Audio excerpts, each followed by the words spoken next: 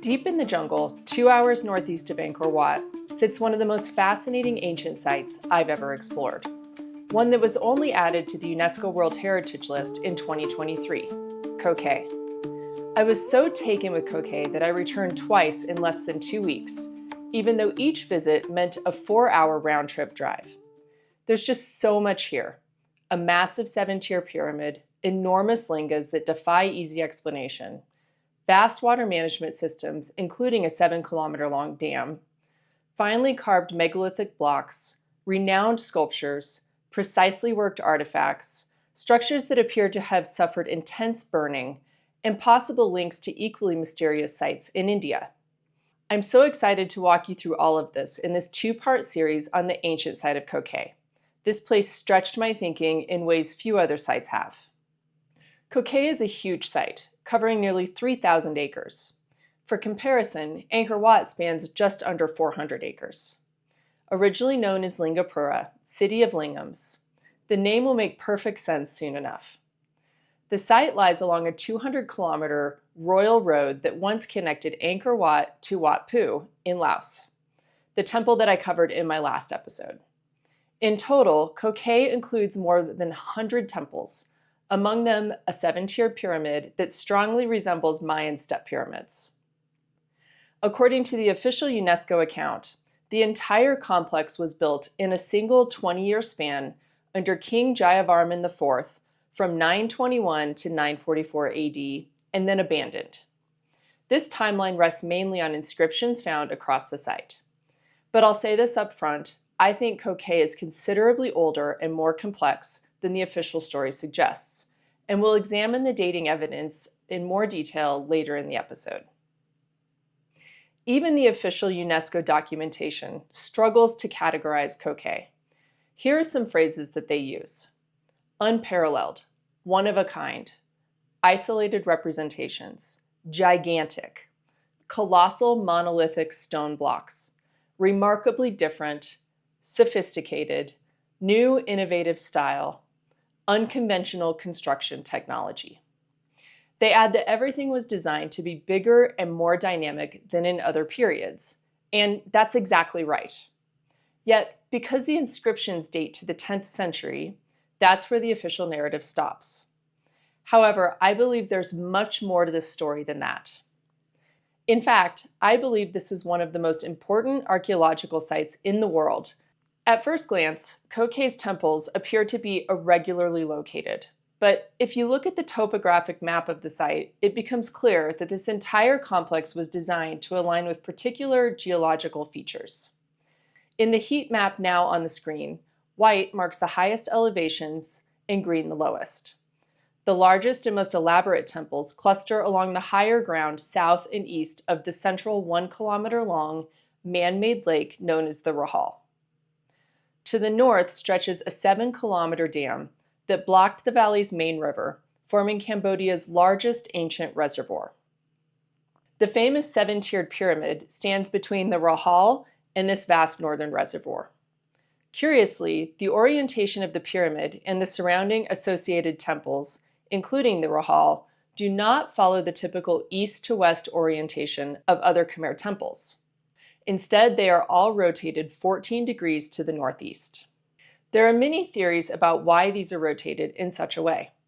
Early theories suggested that the natural topography dictated that the site be oriented this way, but this is clearly more deliberate than that. Koh Ker is the only major Cambodian complex oriented this way, yet temples in India share the same exact 14-degree northeast tilt, precisely matching the rising sun on April 13th.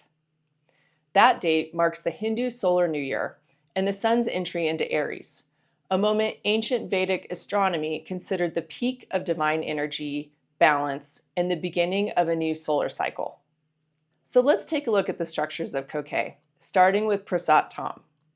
Given the size of Koh Ker and the scarcity of clear maps, I'll keep this simple zoomed-in diagram on screen to help you stay oriented.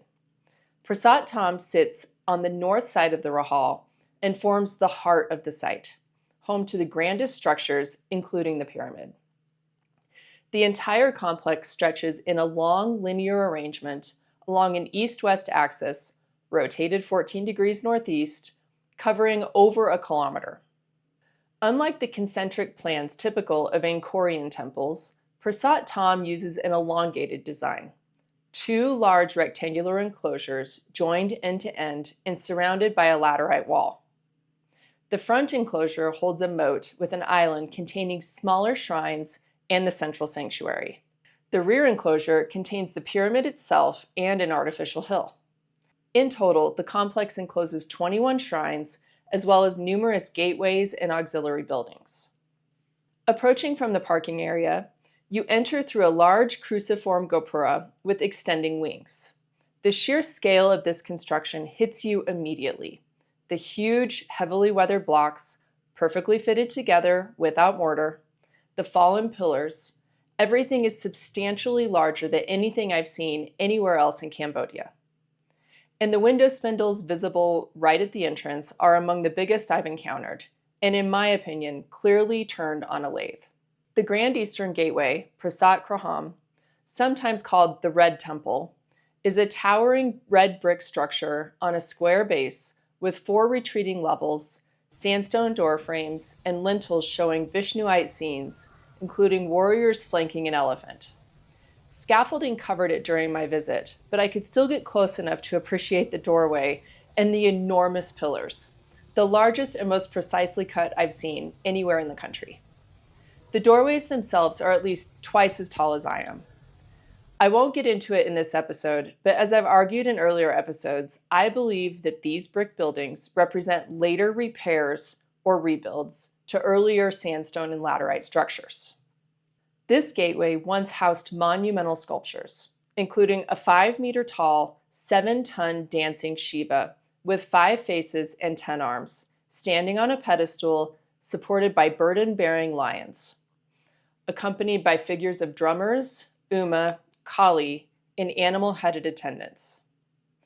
I've included photos of how archaeologists believe the central statue originally appeared, along with historic excavation images and current reconstruction work at the Phnom Penh National Museum.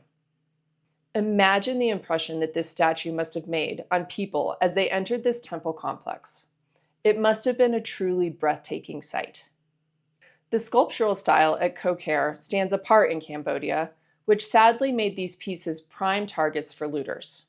There's an excellent 60-minute segment on the looting and eventual repatriation of some statues. I'll link it in the show notes. The faces on these statues, and others recovered across the site, show extraordinary detail and striking consistency.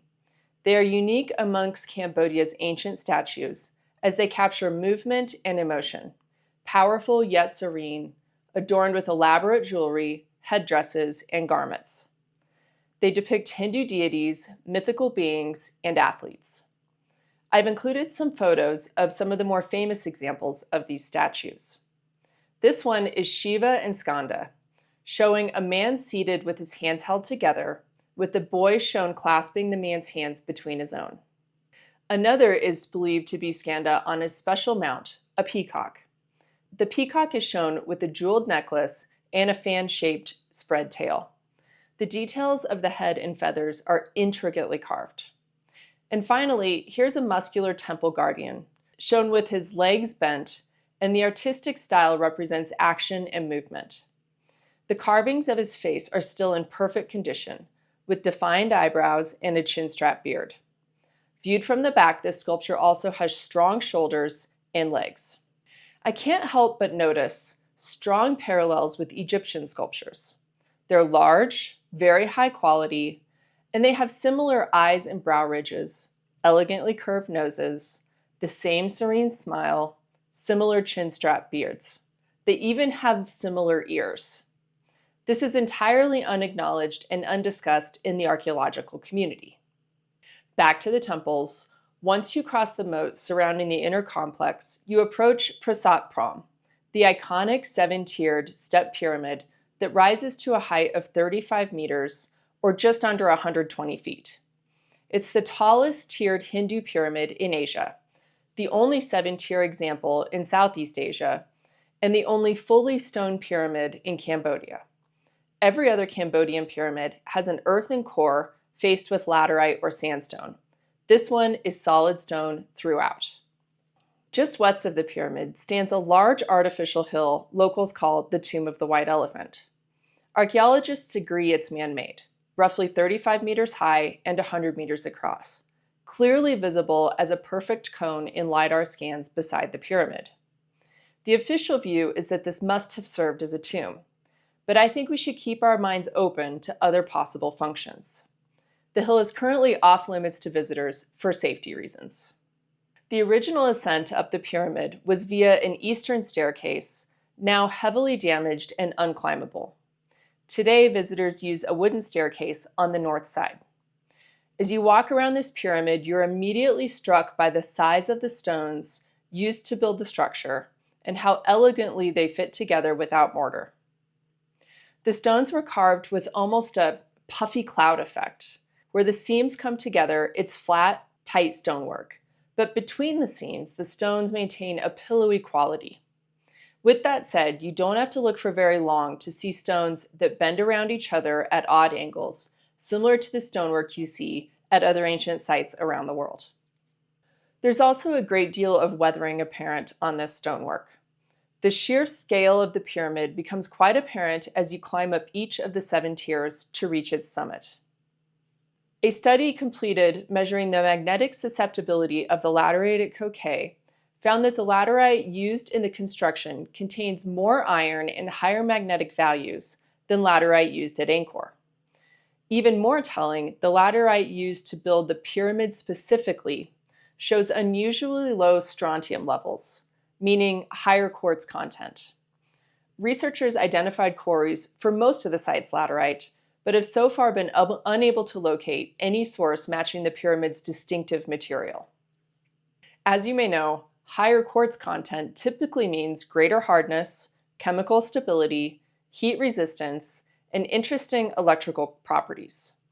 The fact that this special laterite was chosen to construct this pyramid, and its quarry remains unknown, adds another layer of mystery. At the summit of the pyramid sits a large square platform built from enormous blocks and guarded by lion-headed deities. Looking over the edge of the now open platform reveals a deep central shaft plunging straight down to the base. We don't know where that shaft leads and if there are other open structures or cavities within or below this pyramid. We also don't know if there's an underground passage connecting the pyramid to the adjoining mound. Our guides at the site did share stories of French archaeologists descending down the shaft and then disappearing, but you never know if stories like that are true or not. We do know that the platform originally supported one of the largest Shiva Lingas, supposedly measuring 4.5 meters or nearly 15 feet high. For anyone unfamiliar, a linga is generally a rounded stone representing Shiva's divine masculine energy, usually paired with a yoni base symbolizing the feminine. Liquids are poured over them in ritual. Most lingas in Cambodian and Indian temples are modest, perhaps a couple of feet across. Koh Ker, however, completely upends that scale. Following the main axis of Prasat Thom eastward from the pyramid, you reach a row of linga shrines along the eastern edge of a small man-made reservoir. Originally, 5 shrines stood here in perfect symmetry. One was converted into a chapel or hospital in the 13th century, leaving 4 visible today in varying states of disrepair. Each shrine is built on huge stone blocks. Inside, an enormous sandstone linga rises from an ornate lion-supported pedestal facing north, with a yoni spout piercing the northern wall. The pedestals alone stand at least 4 feet high. The lingas themselves, carved from single blocks, weigh many tons. These shrines lack roofs. Early theories suggested incomplete construction or deteriorated wooden roofing, but current thinking holds that the open sky was intentional. I was able to find some of these lingas outside of their original structures, in an out-of-the-way fenced-off area at Koh Ker. As you can see in the video, this linga is lying on its side next to a picnic table, which is useful for understanding just how large it really is. The linga itself has a square base, an octagonal middle, and a cylindrical top. In part 2 of this series, I'm going to spend much more time discussing the shape of these lingas and some of the theories around their possible uses in the distant past. In addition to these 5 lingas, there was an even larger one housed at a structure called Prasat Thom on the south side of the Rahal. Again, here's the location of this structure on our tourist map. The linga found in this structure has been described as being 7 meters high and 4 meters in diameter, raised on a giant pedestal. Adding the one that was once atop the pyramid brings the total to 7 colossal lingas at Koh Ker. I've overlaid a map, flipped so north is at the bottom, which shows very clearly the various alignments at play at this site. I've added blue and yellow images to show how these lingas line up, which was clearly very deliberate. Here's another image which has the same orientation but shows all of the water features. Given their size, placement beside man-made reservoirs, roofless design, northward-facing orientation, and precise alignments, I believe these lingas served a critical functional role beyond pure symbolism. We'll explore that further and an intriguing Indian connection in part 2 of this series. I can't cover every structure at this site, but 2 more deserve mention. First, Prasat Nang Kumau, which means dark-skinned lady, derives its name from the dark color of the laterite. The main door to the west has a finely carved sandstone lintel and very detailed large pillars. It was constructed of laterite, which is precisely fit together. A much smaller linga was originally housed inside this structure, but all you can see now is the pedestal and the spout. Now, the reason I wanted to discuss this specific structure is its color. There's an unusual black patina covering both the interior and the exterior walls of this temple. As you can see, it almost looks burned. A study recently published rules out biological causes as a source of the black patina. Analysis showed that the black layers consist primarily of manganese minerals, hollandite, romanechite, and manganite. The researchers attributed this to Cambodia's alternating wet and dry seasons, promoting migration of iron and manganese ions. Yet, all temples in Cambodia are exposed to alternating wet and dry seasons, and I've never seen this patina on laterite anywhere else in the country except at Koh Ker. I'm no expert in mineralogy or chemistry or industrial processes, so if any viewers with any of these backgrounds have thoughts, please reach out. I would love to hear them. To me, the intense blackening suggests some distinctive process affected these blocks, and I think it's a major clue as to what was really going on at Koh Ker. Koh Ker is a unique site in Cambodia for other reasons as well. In addition to housing the giant linga, Prasat Thom, the site located at the south side of the Rahal, has some other very interesting features. The natural sandstone bedrock itself is carved. Heavily weathered, reliefs include crocodiles, felines, serpents, Hindu deities, and geometric patterns. Water flows over and around these carvings before entering the Rahal. UNESCO describes this zone as designed for water sanctification. And I quote, "Water flows over these sacred sculptures and through the lingas of the temple into this tank and finally into the Rahal, which is why these temples are strategically placed here to manifest the concept of purifying the water of the Rahal. The sanctification ritual of water is amongst the central theme of urban planning at Koh Ker." I highlight this quote because water sanctification is invoked at nearly every ancient Cambodian site I've visited. Rather than examining Koh Ker's many distinctive traits on their own terms, everything tends to be framed as ritual or spiritual. And that may be accurate here. But I also think it's worth considering whether this area preserves an earlier megalithic phase, later incorporated into the larger complex. This area has striking similarities to what I observed during my recent trip to Wat Phu in Laos, with the megalithic sanctuary that was located at the top of the site and later incorporated. Check out that episode if you haven't had a chance to do so. These carvings to me feel stylistically out of place. The 2 feline figures cut directly into the bedrock, for example, bear no resemblance to the lions elsewhere at Koh Ker, or in Cambodia generally. Just like at Wat Phu, the serpents differ markedly from classic Nagas. They suggest a distinct cultural tradition, possibly evidence of an even older occupation, a pattern we see worldwide at sites that are reused across millennia. Koh Ker truly stands apart, and archaeologists use all of the right words when describing it. Unparalleled, one of a kind, isolated representations, gigantic, colossal, remarkably different. Yet they also conclude that everything we've discussed today was erected in just 20 years by King Jayavarman IV from 921 to 944 AD and then abandoned. Their dating of Koh Ker relies on two main pieces of evidence. First, widespread inscriptions, and second, limited carbon dating. As viewers of my other episodes know, I'm skeptical of inscriptions as definitive proof of construction date. Rulers worldwide carved their names into far older monuments. We know this took place, yet in Cambodia, the dates in the inscriptions seem to be accepted without question. So let's focus on the carbon dating.